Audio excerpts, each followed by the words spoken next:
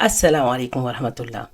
Suite à notre premier podcast intitulé Si Allah ne nous avait rien fait, un podcast qui devait mettre en exergue les difficultés dans les rapports humains, surtout entre hommes et femmes, et généralement dû à des interprétations culturelles et non religieuses des textes. Afin de nous donner justement la possibilité de trouver un terrain d'entente et d'accomplissement indépendamment de l'autre, avant de se retrouver dans une relation bilatérale harmonieuse, il est nécessaire de s'arrêter sur une question essentielle qui est qui sommes-nous? Avant même d'être un être vivant, fait de chair et d'os, qui sommes-nous? Quelle est l'origine de cette âme qui est à l'intérieur de notre corps? Pour moi, en fait, cette question va nous permettre, en commençant en fait à étudier l'origine de l'homme, c'est-à-dire notre origine, au-delà de toutes ces choses-là qu'on nous dit, essayer de savoir euh, qui nous sommes va nous permettre, indépendamment donc de notre sexe, c'est-à-dire du genre, que l'on soit un homme ou une femme, le fait d'aller essayer de savoir qui nous sommes par rapport à l'humanité, pas par rapport à notre vécu personnel, nous permettra justement de savoir où est-ce qu'on doit aller et quel est l'objectif de notre vie sur Terre. Sans ça, il sera très difficile de se construire et encore pire de pouvoir cheminer avec quelqu'un. Aussi, on va dire, et on va aussi se demander, quel est le rapport entre notre Créateur et nous? Quel est le rapport entre le Créateur et sa créature? À ce niveau de questionnement, justement, le genre n'existe plus. C'est ce que je disais tout de suite. On devient juste un esclave et on est tous égaux devant cet état d'esclave. Évidemment, sur la voie spirituelle. Mais étant donné que c'est sur ce chemin spirituel que nous allons essayer de construire notre vie sur Terre, il est normal qu'il y ait un début à cette histoire.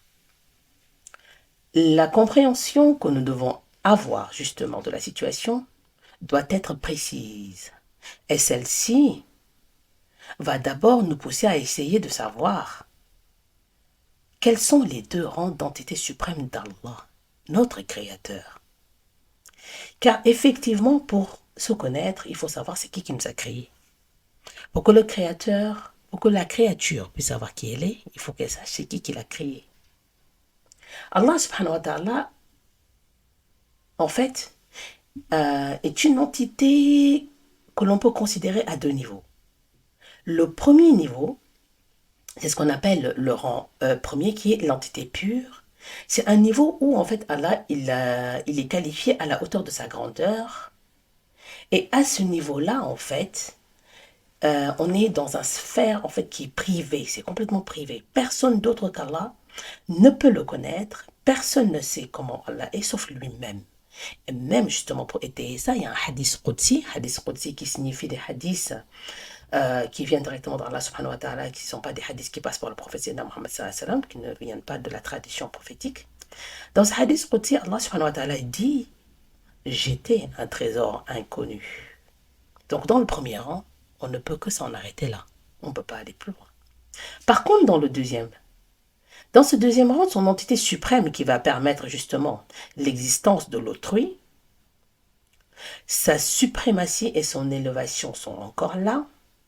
Mais dans ce deuxième rang, c'est dans le rang dans lequel il va se permettre et il va permettre à sa créature de le connaître.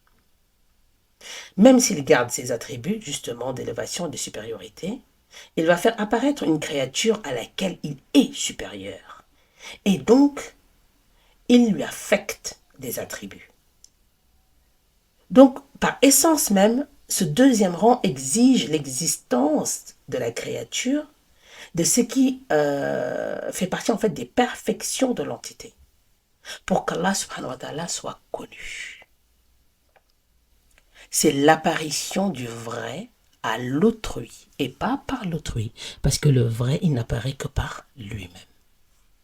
Et le vrai ici étant Allah subhanahu wa ta'ala. Dans ce rang, alors, on assiste à la descente d'Allah subhanahu wa ta'ala à l'univers sous deux aspects. Le premier aspect est relatif à la création et le second est relatif à la miséricorde. Celui qui est relatif, donc le premier qui est relatif à la création, c'est l'existence d'une manière générale et particulière, son existence aussi d'une manière globale et détaillée, mais aussi l'existence depuis le début du monde jusqu'à l'éternité.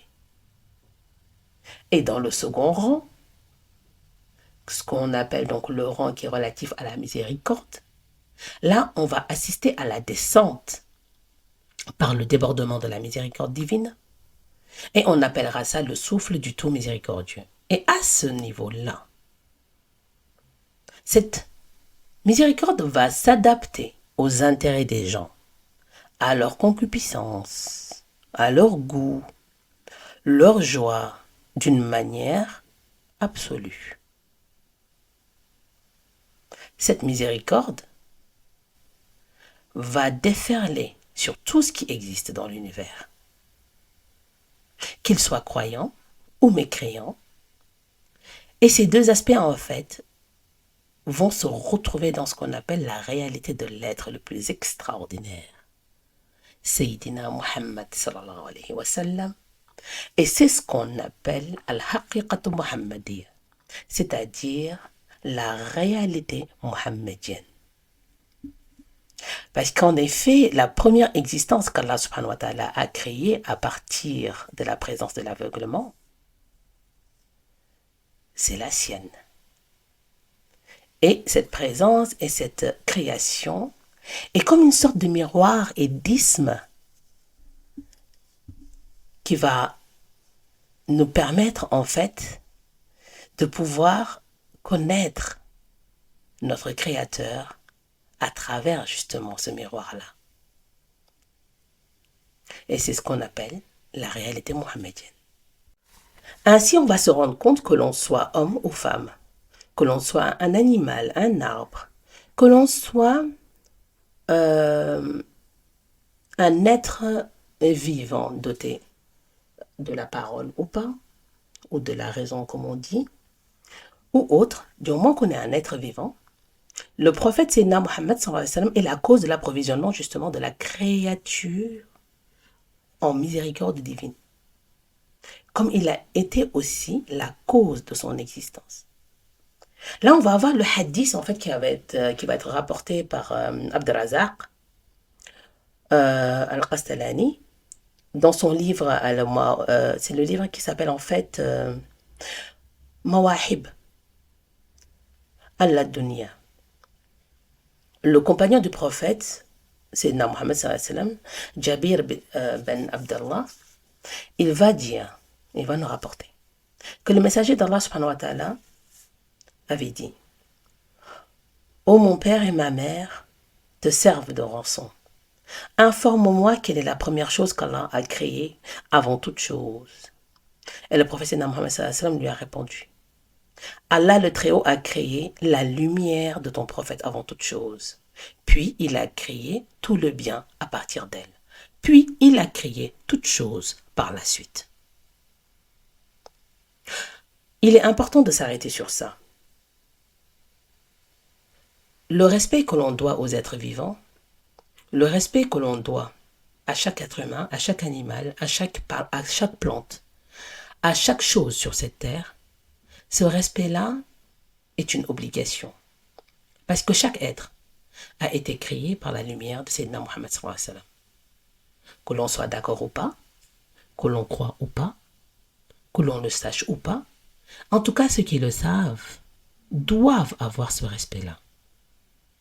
Donc, peu importe la couleur de la peau, peu importe le sexe, peu importe qui on est, peu importe nos penchants, peu importe notre manière de voir la vie, nous sommes tous créés par la lumière de Sayyidina Muhammad sallallahu alayhi wa sallam.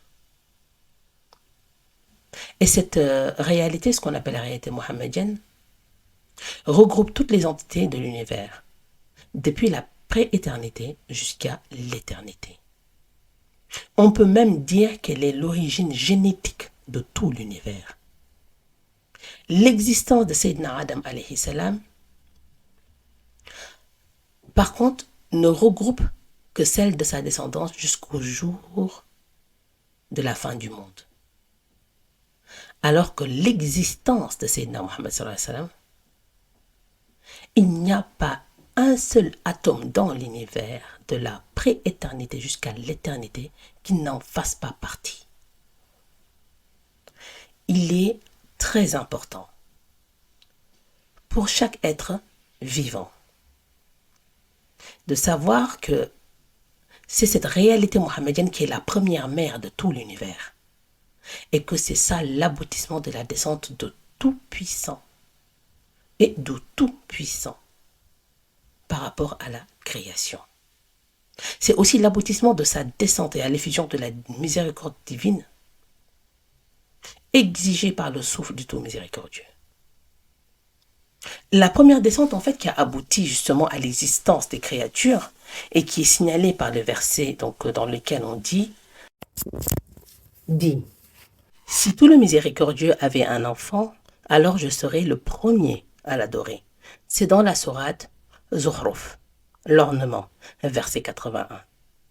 Le prophète Sayyidina Muhammad sallallahu alayhi wa sallam est le premier être existant qui a adoré Allah, puisqu'il n'est devancé dans la création par personne. La deuxième descente, c'est-à-dire le souffle en fait du tout miséricordieux, est signalée quant à elle dans le verset coranique suivant. Et nous ne t'avons envoyé qu'en miséricorde pour l'univers. C'est dans la sourate Al-Anbiya, les prophètes, verset 107. Dès lors que grâce à Allah subhanahu wa ta'ala, on arrive à comprendre ce début de la création, à remettre en fait les choses en place, on peut dès lors évoluer. On va évoluer vers quoi?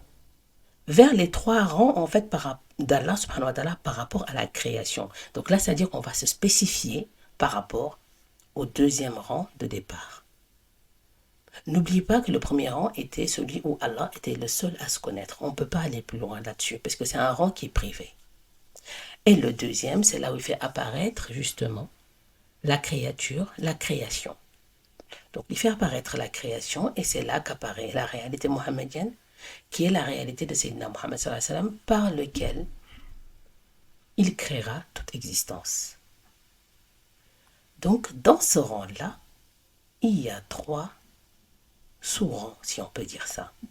Et c'est dans ces trois sous-rangs qu'on va voir justement les rapports entre le créateur et la création. Le premier rang qui va concerner cette partie, c'est celui qu'on appelle Al-Ahadiyya. Al-Ahadiyya, c'est le rang de l'unicité. L'unicité permet justement d'avoir cette manière justement de considérer Allah qu'il est le seul et unique, qu'il n'y en a pas deux, il n'y en a pas trois comme lui.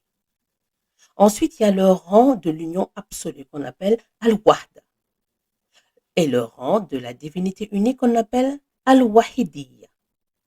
Et là, on va les approfondir et vous verrez le rapport qu'il y a entre la création et le créateur. Dans le premier rang, ce qu'on appelle Al-Ahadiyya, c'est en fait le rang où ce qu'on appelle le vrai, donc c'est Allah. On va dire que c'est la présence du vrai, la présence d'Allah. Il n'y a ni autre, ni autrui, ni non, ni attribut, il n'y a absolument rien. Il n'y a pas de forme, il n'y a pas de quantité, il n'y a rien. Il n'y a que lui. Il n'y a pas de conception, il n'y a pas d'imagination. C'est ce qu'on appelle la partie où il n'y a que le vrai par le vrai, pour le vrai, d'après le vrai, et tout est autour de lui. Et la différence entre ce rang et celui de l'entité pure, donc c'est-à-dire celui qu'on avait vu tout à l'heure, l'entité pure, où il disait dans le hadith Qudsi, où il disait qu'en fait, il était un trésor caché. Ici, il va dire « j'ai aimé être connu ». Et c'est ce rapport qui a été à l'origine de la distinction entre ces deux rangs, en fait, entre l'entité pure et l'unicité. Donc c'est ça, cette différence-là. Là-bas, il disait « j'étais un trésor inconnu ». Et ici, il dit « j'ai aimé être connu ». C'est parce qu'il l'a voulu. S'il ne le veut pas, ça ne se fera pas. Donc du coup, on ne peut pas concevoir ce rapport et ni non plus le voir apparaître. On ne peut pas. L'apparition en fait de l'unicité, elle est impossible. Elle n'apparaît pas. Elle ne peut pas se manifester. C'est pas possible. Ce qui va se passer, c'est simplement que la manifestation par l'unicité étant impossible à l'égard de la créature, elle est réservée uniquement à Allah.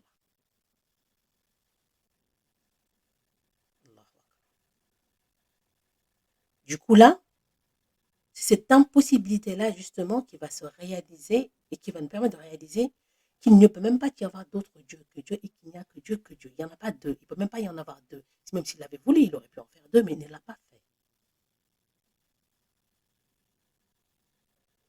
Là, on va attaquer donc du coup. On part de cette ahadiyya, la présence de l'unicité, pour attaquer l'union absolue, ce qu'on appelle la wahda, qui va être le deuxième rang. Et dans ce rang-là, justement, là, ça y est, il fait apparaître l'autrui. Dans ahadiyya, il nous avertit que c'est parce qu'il a aimé être connu. Et là, qu'est-ce qu'il fait? Il va apparaître celui qui va le connaître. Dans Al-Ahadiyya, il nous fait savoir qu'il a aimé être connu.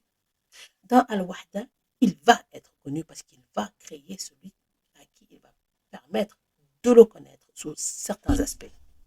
Et dans ce rang, en fait, l'autre et l'autrui, ils sont concevables. L'existence de l'autre et l'autrui sont concevables. Alors que dans Ahadiyya, l'existence de l'autre ou l'autrui n'était pas concevable. Et là, c'est le rang où on va justement constater la création et l'existence du prophète avant toute chose. C'est dans ce rang qu'Allah en fait va lui accorder la plus grande en fait spécificité. Et c'est dans ce rang qu'on va voir l'apparition de ce qu'on appelle la khilafa par délégation. À travers qui? Sayyidina Muhammad sallallahu alayhi wa sallam. Ensuite, on va attaquer le troisième rang qui sera Al-Wahdiyya. Et dans ce rang, en fait, là, on va voir qu'il va se qualifier par des attributs et des noms, avec l'apparition de caractéristiques et de rapports d'une manière globale, détaillée. Et dans ce rang, on va distinguer plusieurs présences. Ces présences-là, c'est ce qu'on appelle les mondes. Les mondes, il y a ce qu'on appelle Allahud, qui est le monde qui fait apparaître en fait la présence des attributs d'Allah. Ces attributs-là que l'on connaît, ils vont apparaître dans ce monde-là. Avec tout ce qu'ils comprennent comme secret, comme lumière, comme afflux, comme manifestation, tout ce qu'il y a autour de chaque attribut vont apparaître dans le monde qu'on appelle l'Ahud. Ensuite, nous avons donc là Al-Jabarut, qui est le deuxième monde. Ce deuxième monde se trouve entre le 7e ciel et le siège Al-Qursi.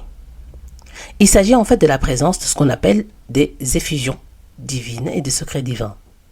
C'est le monde dans lequel nous allons retrouver des esprits dépouillés et les anges.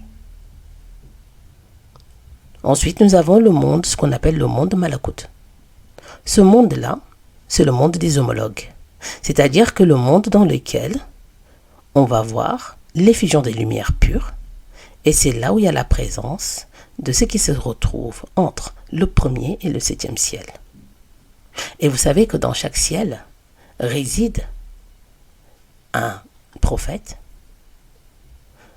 et parmi ces cieux, il y en a un où il y aura 2 prophètes. Mais ça, on y reviendra un peu plus tard. C'est le monde des esprits, justement, ce monde de Malakut, et des astres.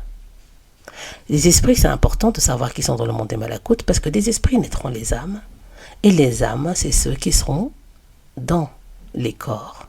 Et ce sont ces âmes-là qui seront à l'origine, justement, de beaucoup de choses sur Terre. Mais on y reviendra un peu plus tard. Vous pouvez vous dire que ces connaissances-là, mais à quoi ça vous sert? Ça sert. Ça sert à quoi? Ça sert à déterminer, à savoir qui on est, pour pouvoir savoir où on va. Et le dernier monde, qui est le monde Nasut, qui est leur rang d'essence et de l'existence du corps dense. Des djinns qui ont été fabriqués à partir du feu, c'est un corps dense, des humains créés à partir de la terre et de l'eau. Et ce monde, donc, on l'appelle aussi Al-Mulk. Et il ne dépasse absolument pas le premier ciel. À très bientôt pour le deuxième numéro.